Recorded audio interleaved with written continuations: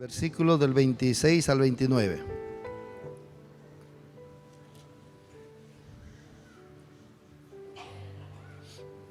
Dice así la palabra de Dios.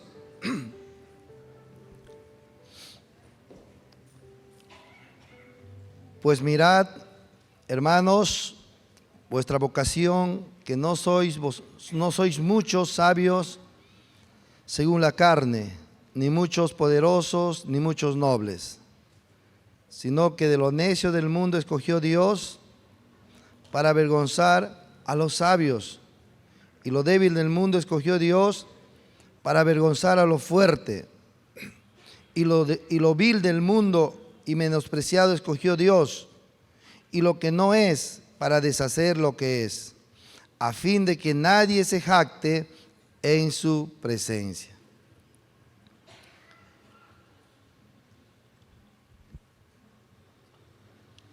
Esta mañana vamos a predicar sobre el Espíritu Santo, cómo obró el Espíritu Santo a través de una época de más o menos 400 años, que está relatada en el libro de los jueces.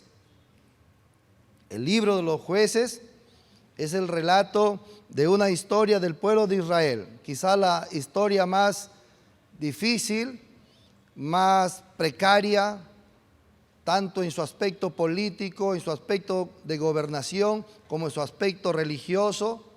El pueblo descuidó su relación con Dios, y en esta historia que narra el libro de los jueces, vamos a ver esa poderosa mano de Dios, mano del Espíritu Santo, en medio de esa oscuridad, en medio de esa depresión religiosa, el Espíritu Santo moviéndose.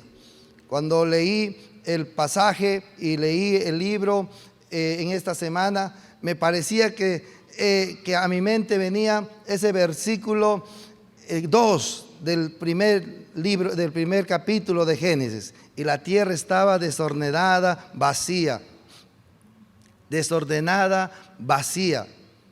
Así estaba la tierra. Pero el Espíritu Santo se movía, amén. Y aquí también en el libro de Jueces nos hace ver todo esto. Quizás el versículo que más refleja la condición de más o menos un periodo de 400 años que narra el libro de Jueces está en Jueces 17:6. Dice: en aquellos días no había rey en Israel, cada uno hacía como mejor le parecía. Esa era la condición del pueblo de Israel. El pueblo de Israel había sido rescatado de Egipto, había tenido un líder poderoso que era Moisés, que le llevó hasta la tierra prometida.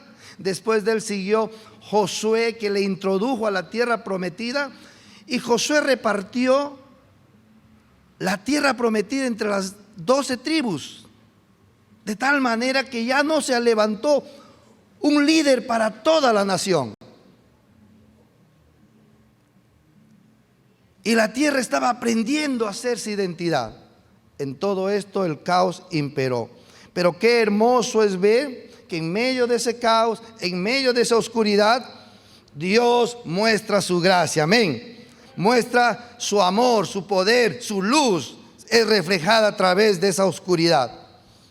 Se parece al tiempo de Elías, cuando Elías también se levanta en un medio donde el pueblo de Israel estaba en una condición muy caída. Dios levanta un hombre para poder volver a traer al pueblo hacia él.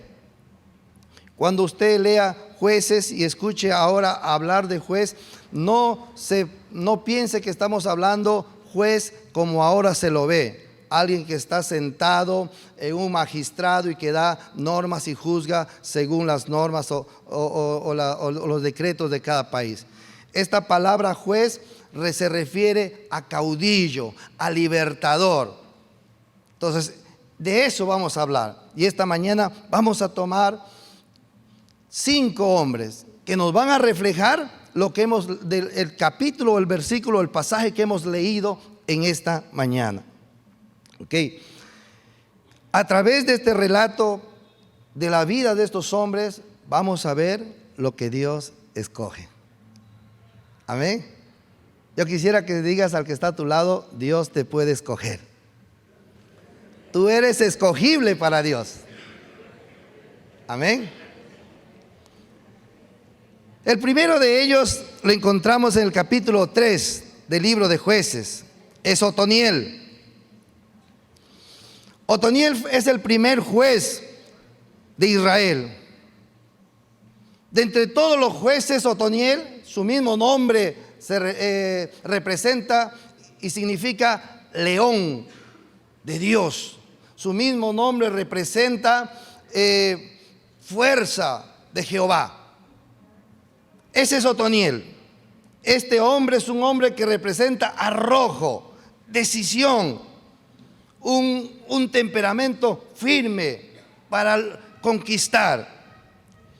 Pero Dios no lo usa a este hombre de la noche a la mañana, sino que dice la palabra de Dios que el pueblo de Israel, versículo 7 dice, 3:7 dice: hicieron pues los hijos de Israel lo malo ante los ojos de Jehová, y olvidaron a Jehová su Dios, y sirvieron a los Baales y a las imágenes de acera. Y la ira de Jehová se encendió contra Israel, y lo vendió en manos de Cusán Risataín, rey de Mesopotamia. Y sirvieron los hijos de Israel a Cusán Risataín 8 años. Entonces clamaron los hijos de Israel a Jehová, y Jehová levantó un libertador a los hijos de Israel y los libró. Esto es a Otoniel, hijo de Cenaz, hermano menor de Caleb. Esto es algo precioso que hace el Espíritu Santo.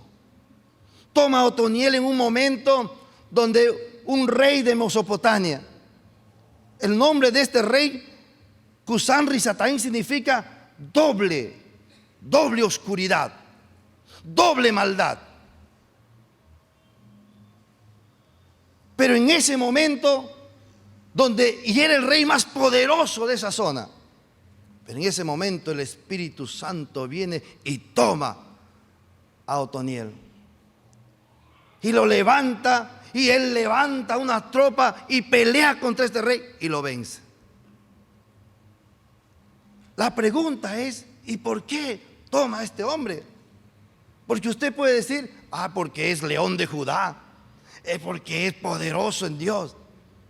Pero no, la respuesta lo podemos encontrar en el capítulo de Josué 15:16, donde ahí está la primera experiencia de Josué, de tomar arrojo, de tomar decisión para conquistar. Caleb, uno de los 2 hombres que quedó de toda una generación para entrar a la tierra prometida, ahora le toca por herencia el monte de Hebrón. Y en el monte de Hebrón había gigantes, pero él se levanta y dice: aquel que toma ese monte, le daré a mi hija Axa como esposa. Escuchando eso, Otoniel se levanta y conquista esa ciudad. ¿Qué estaba haciendo Dios con este hombre? Le estaba preparando para una tarea mayor, que iba a ser enfrentarse a un rey poderoso, uno de doble maldad, uno de doble oscuridad. Le estaba preparando. Así obra el Espíritu Santo. Prepara a los que les va a utilizar. Amén. Eso que tú estás atravesando, esas circunstancias, esas pruebas, esas cosas pesadas que tú sientes en tu vida, es la preparación de Dios para utilizarte poderosamente después. Es Dios preparándote, capacitándote. Yo siempre les comenté que tal vez yo no sea el más oportuno en hablar con alguien que tiene SIDA, porque yo nunca pasé por SIDA. Tal vez yo no sea el más oportuno de hablar con alguien que ha perdido mamá y papá desde niño, porque nunca atravesé esas cosas. Pero ¿cómo usa Dios a esas personas que han atravesado eso? Amén. ¿Cómo usa Dios a aquellas que han pasado pruebas dificultades, escaseces, y ahí vieron la mano de Dios. Entonces cuando enfrentan otras cosas mayores, dicen, vamos, porque yo sé que Dios está con nosotros. El Espíritu Santo nos capacita. Tal vez a usted le está capacitando para tratar con personas que requieran de ese asunto por el cual tú estás atravesando. Y en vez de ponerte el corazón de Otoniel, de decir, Dios me está capacitando aquí y voy a aprender, tal vez te estás quejando, tal vez estás llorando, tal vez estás sintiéndote que por qué malo es Dios. No, aprende que Dios te está capacitando. Y qué hermoso es saber que Dios siempre prepara y capacita a los obreros que va a utilizar. Amén.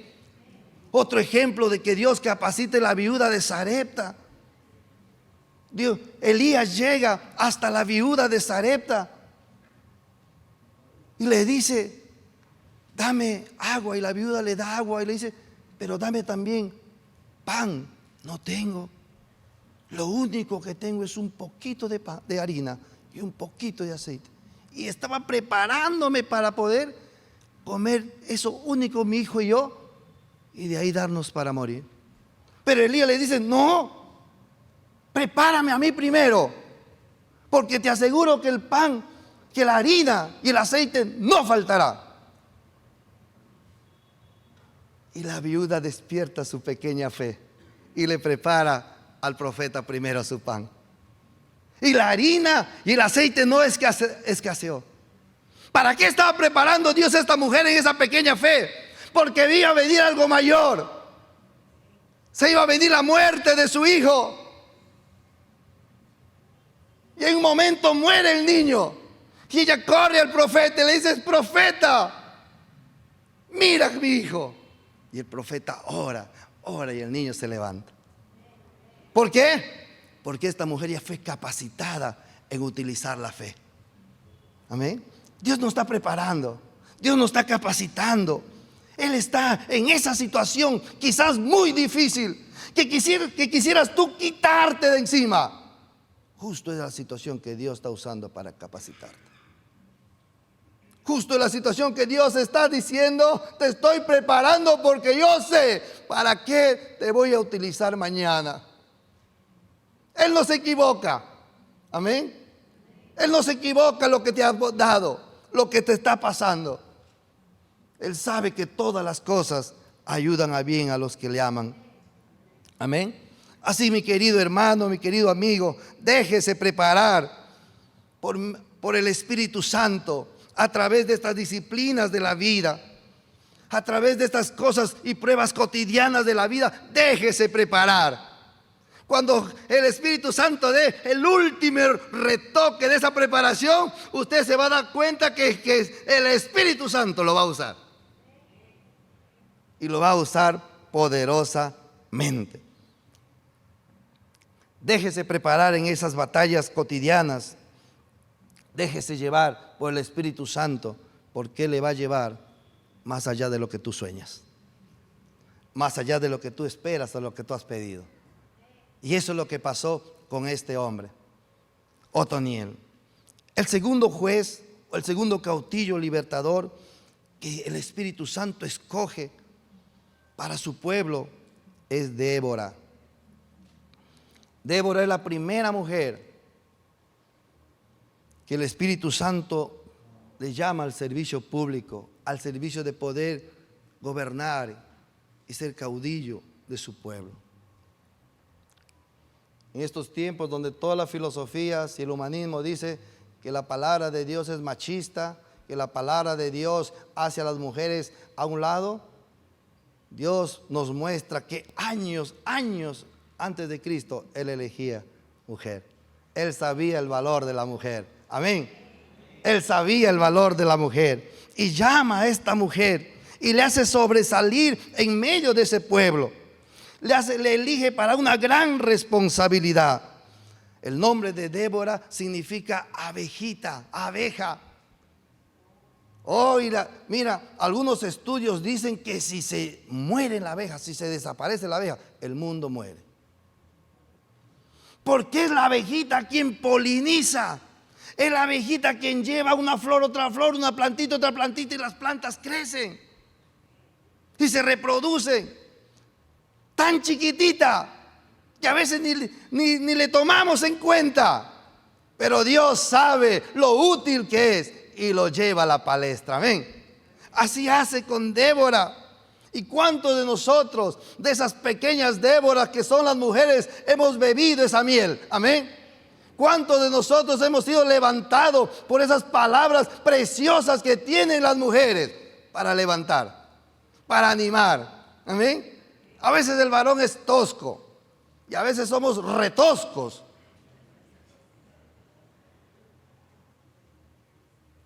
Pero qué hermoso es la boca de la mujer, amén. Que Dios le ha dado ese corazón, esa forma de hablar, que te levanta, que está ahí contigo. Eso representa a Débora. Pero lo bueno, ¿y por qué le utiliza Dios a esta mujer? Es porque ella reconoce claramente el sitio que Dios le ha dado. Ella reconoce el sitio que ocupa aquella mujer dentro de ese gobierno. Por eso que cuando ella viene y le dice a Barak: Barak, ¿Dios acaso no te ha dicho, ve con 10,000 y pelea contra Amalek? Y Barak, el hombre, que puede ser el esposo o el jefe o no sé, o alguien que represente tu autoridad, dice: no, yo no voy. Yo tengo miedo. Tienes que ir conmigo. Barak, tú eres el hombre, vete. No, tú tienes que ir conmigo, si no, yo no hago nada. Mira, Barak, si yo voy, no va a ser la gloria tuya, va a ser la gloria mía. No importa, dice él, y le sigue. Y se va. Usted no le ve ahí a Débora quitándole su lugar. Ya, Barak, ponte a un lado, yo voy a dirigir las tropas. Usted no le ve así a Barak. Ella le sigue sigilosamente por detrás. Y le manda y pelea a Barak y ella está ahí con él. Porque esta mujer reconoció su lugar. Oh, hermano, cuando la mujer no reconoce su lugar, pierde ese encanto precioso que Dios le ha dado.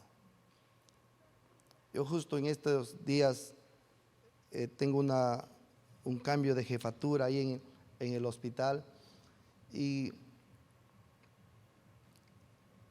ha variado por una dama que es ahora jefa. Y es bien notorio porque esta dama era bien dulce en sus tratos, todo, pero ahora es jefa. Tiene que cambiar sus tratos. Tiene que ponerse de otra forma. Y Débora reconoció, dice: ese no es mi lugar. Barak, tú sigue. Yo voy a hacer como fue Moisés, dijo Débora. ¿Cómo fue Moisés? Que cuando le mandó a Josué a pelear contra Amalek, Moisés estaba en el monte. Y Moisés levantaba las manos. Y el pueblo de Israel vencía a Amalek. Cuando Moisés bajaba las manos, Amalek le conquistaba a Israel. Entonces Moisés dijo: no, voy a tener que levantar constantemente mis manos hasta que le dio la victoria. Amén. ¿Quién fue más poderoso? ¿Josué, que peleaba frente a frente con el enemigo?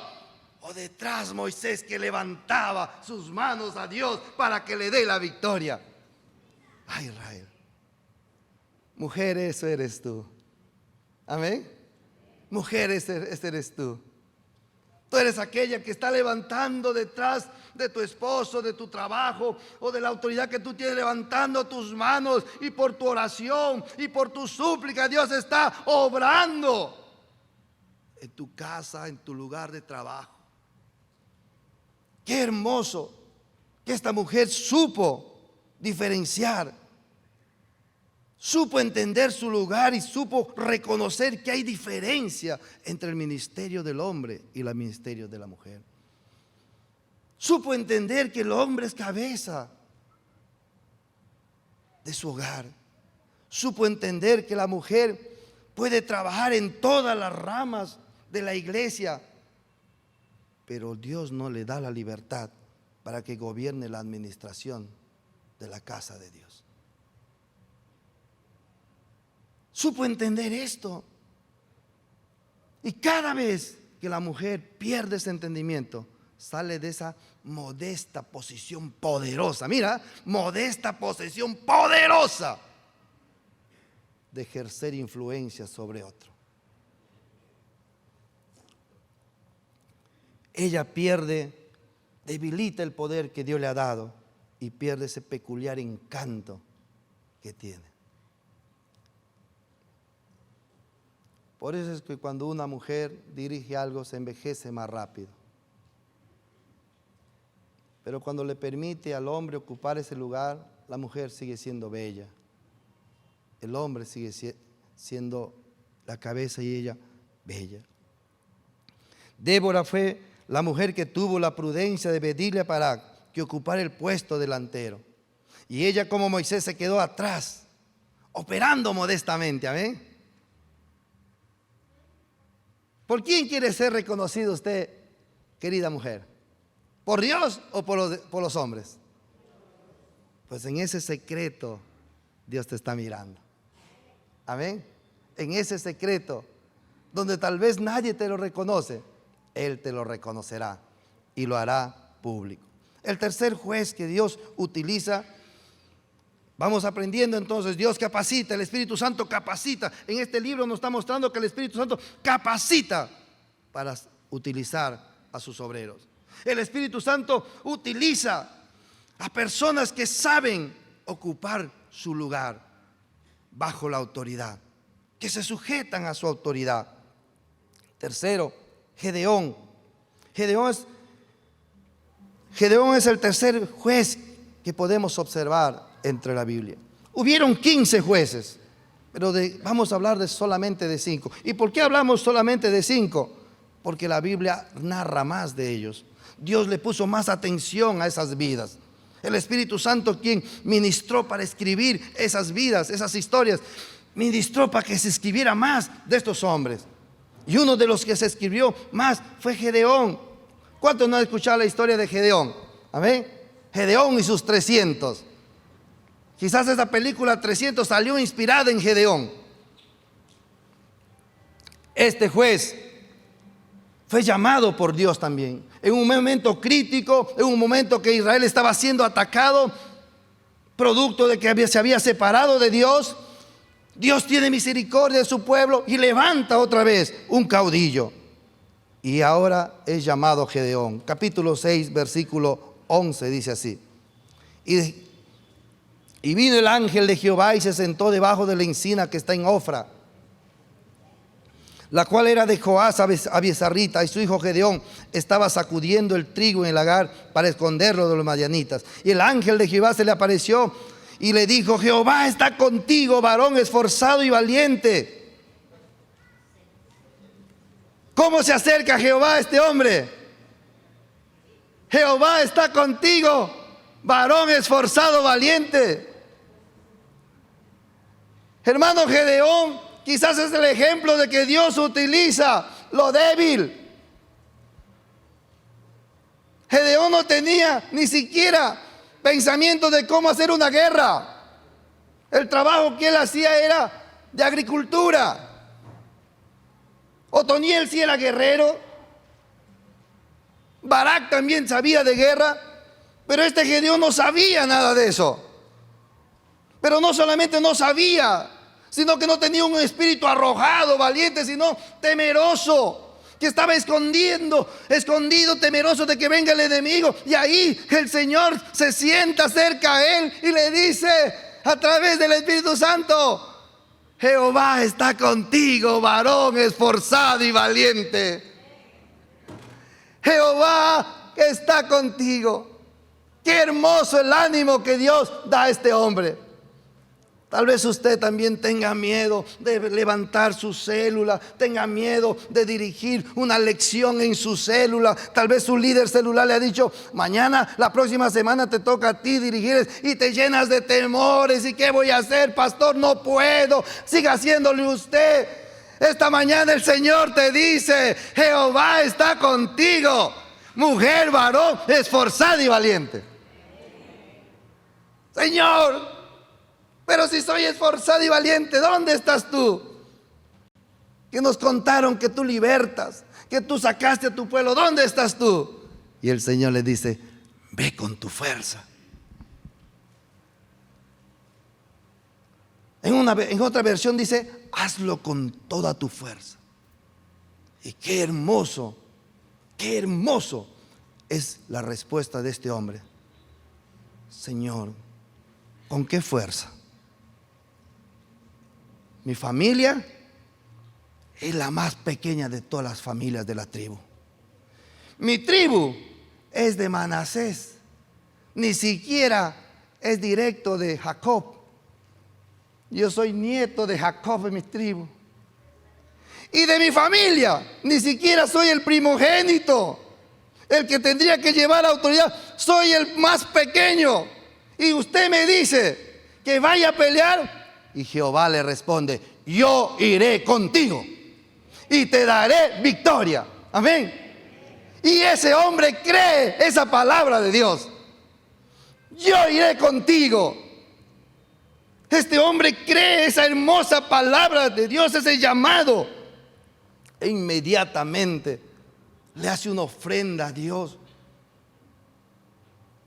Y el Señor en la noche le dice: Gedeón, ve y destruye ese altar que tiene tu padre para Baal y ese altar que tiene para Acera. Destrúyelo, y con esa madera de esos ídolos haz fuego y sacrifícame un toro. Y Gedeón, sabiendo que Dios está ahora con él, va y hace lo que le pide. Dios usando a un débil. Amén. Después de eso, Gedeón va y toca la bocina, el shofar, y todos se congregan, todos los valientes se congregan. Eso significaba que Dios estaba tocando corazones. Pero viene Dios y le dice: Gedeón, tienes mucha gente, 30,000 que vayan a pelear. Te aseguro que Israel va a pensar: nosotros hemos destruido. No, Gedeón, se tiene que ver la mano mía. Amén. Se tiene que ver que yo obré, que yo actué. Y ahí viene el segundo paso: es la elección de los soldados que Dios va a usar junto a Gedeón. Y Dios usa esos soldados. Lo interesante es la forma en que Dios los elige. Lo primero que dice es: todo aquel que tiene miedo, todo aquel que es temeroso, todo aquel que está así, se va a su casa. Y de los 30,000, 20,000 se fueron. Eso me impacta, que Dios no quiere usar temerosos. Dios no quiere usar el temor y el miedo. Dios usa gente llena de fe, con confianza en su obra. Y la segunda forma dice: todavía 10,000 es mucho. Tiene que ser menos. ¿Cómo lo vamos a hacer? Llévales a aquel riachuelo y dales de beber. Y el que bebe doblando sus rodillas y mete la cabeza en el agua, ese no.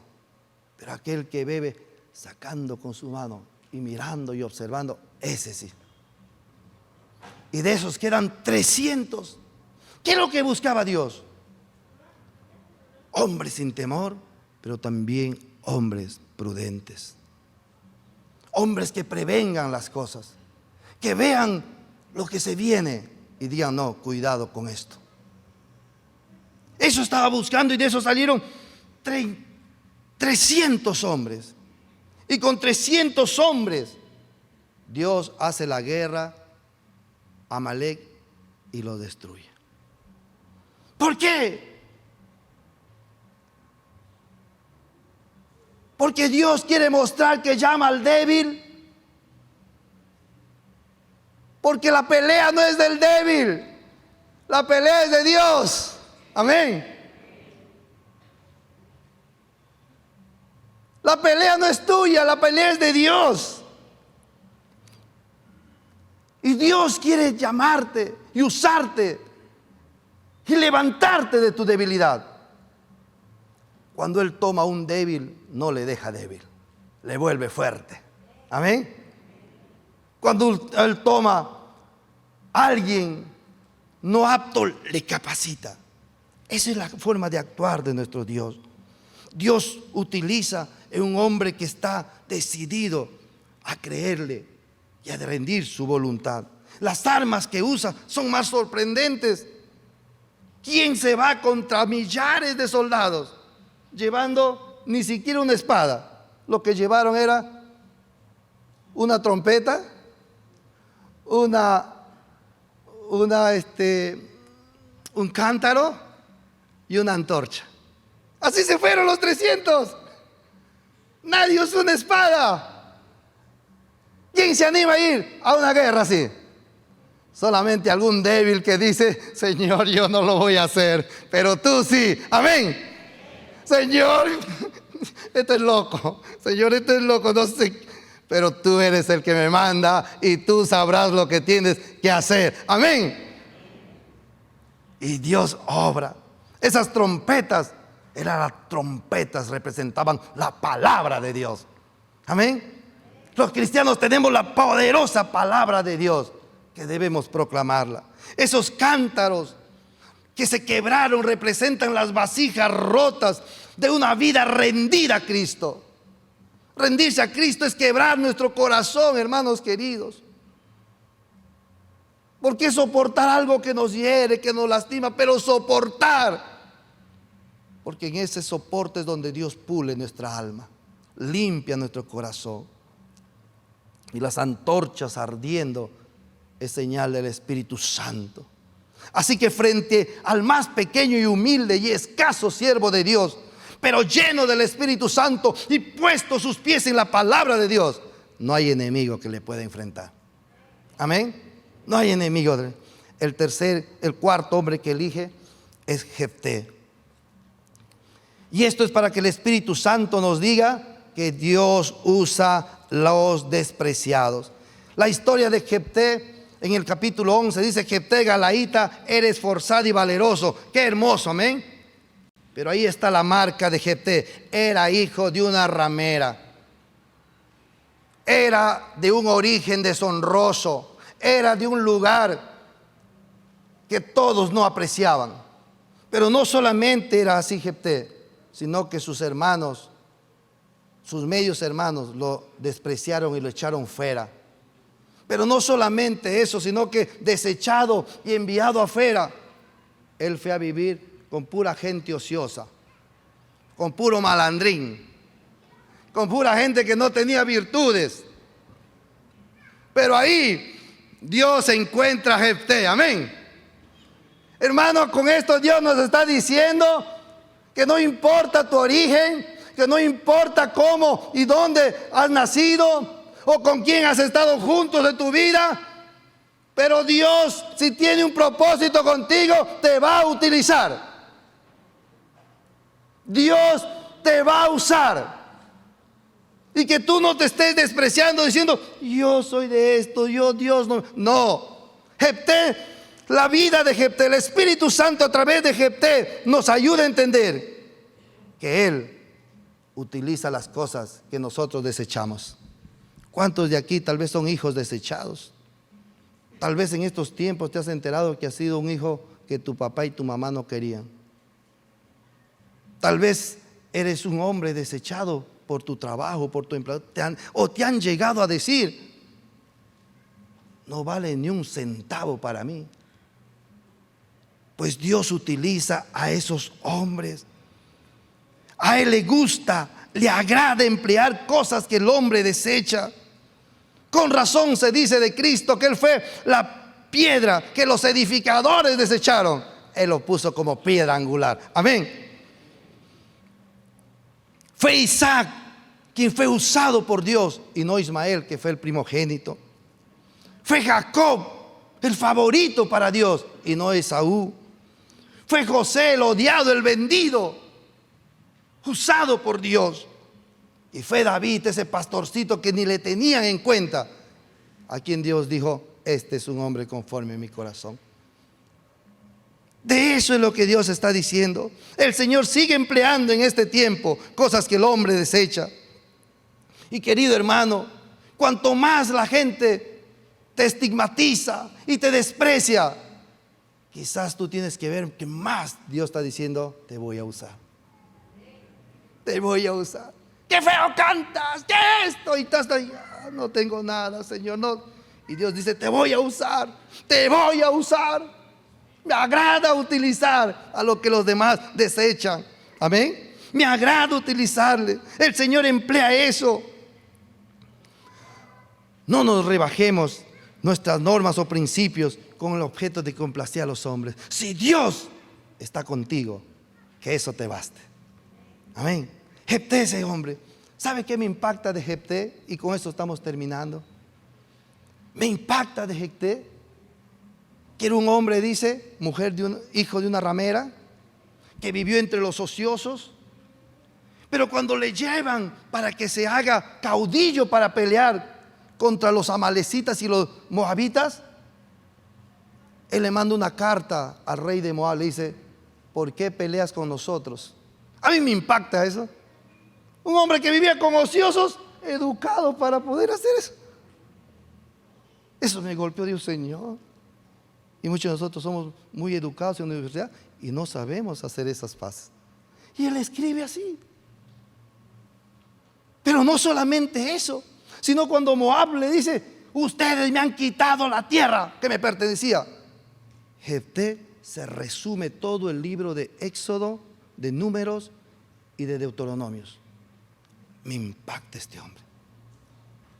Habrá sido desechado, no habrá tenido una buena mujer, una buena mamá, pero ¿cómo se metió su corazón en la palabra de Dios? Pero no solamente se metió en la palabra de Dios, sino que él termina diciendo: si Quemos tu Dios te hubiese dado esa tierra, tú no lo poseerías. Así que mi Dios me ha dado esta tierra, yo lo voy a poseer. Ese hombre desechado, ese hombre despreciado, tenía un carácter poderoso para creerle a Dios que lo que le dio, Dios le dio, eso es de él. Amén. ¿Cuántos saben, mujeres, que Dios te dio tu esposa? Y uno a veces para diciendo: no, que se va a ir. No se va a ir. Peléalo. Peléalo. Lo que Dios permitió que me case, eso es mío. Así dice la palabra. Y yo comienzo a pelear. Y vino el Espíritu de Dios sobre Jefté e impactó. Y termino con lo que dice el pasaje que habíamos leído. Primera de Corintios capítulo 26, capítulo 1, versículo 26 al 29. Ahora, fíjense, hermanos, según las normas humanas, no hay entre ustedes muchos sabios, tampoco muchos que tengan influencias, ni que pertenezcan a familias importantes. Pero a pesar de todo, Dios los ha llamado. Pero Dios, estoy leyendo en la versión NBI, mira lo que dice: pero Dios prefirió utilizar lo necio. En otra versión dice: las tonterías de este mundo, para avergonzar a los sabios. Usted un día va a estar dando clases en su célula a ingenieros, a médicos, y usted nunca ha pisado la universidad, pero usted lo va a poder dar porque Dios está con usted. Usted un día va a dirigir su célula y va a tener una red de células, no porque haya estudiado cursos y clases, sino porque Dios está con usted. Para avergonzar al sabio, prefirió usar a los débiles de este mundo para avergonzar a los poderosos, a los frágiles, a los que la gente dice no tienen nada. Dios dice: yo sé lo que tienen. Dios prefirió lo que el mundo cree que no es importante, lo que desprecia y lo que no significa nada. Prefirió todo eso para destruir lo que el mundo cree que es importante. Usted es importante delante de Dios. Por eso le eligió. Tal vez usted está diciendo: Señor, yo soy solo en la casa y nadie es cristiano. ¿Por qué? Porque Dios le quiere usar a usted. Dios sabe el material del cual Dios le ha hecho y va a usarlo si usted se deja usar. ¿Cuál es la condición y por qué Dios hace esto? Lo primero es para avergonzar el mundo, para que el mundo diga: ¿cómo? Mi líder de célula no ha pisado ni siquiera un ciclo de universidad y me da una tremenda clase.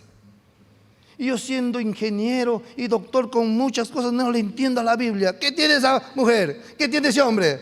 Dios está con él. El Espíritu está con él. ¿Amén? De eso se trata. ¿Pero cómo? Este que tenía deshecho el matrimonio lo ha reconstruido. Y que el Espíritu vino sobre él y se paró en la palabra de Dios para avergonzar al que se fue a 20 talleres de la psicóloga, 50 con el abogado, 30, y no se arregla el matrimonio. Pero aquella que dice: Señor, esto es mi matrimonio, lo peleo y me paro en tu palabra. Dice: ¿cómo lo hiciste? ¿A qué psicólogo fuiste? Invítame a tu psicólogo. No, me agarré de Dios. Y así quedan avergonzados los demás. Amén. Dios quiere utilizarnos, queridos hermanos. ¿Para qué? Para que toda la gloria sea de Él. Para que nadie en su presencia diga: por mí fue todo eso, yo lo logré. Sino para que todos lloremos y digamos: gracias, gracias. Amén.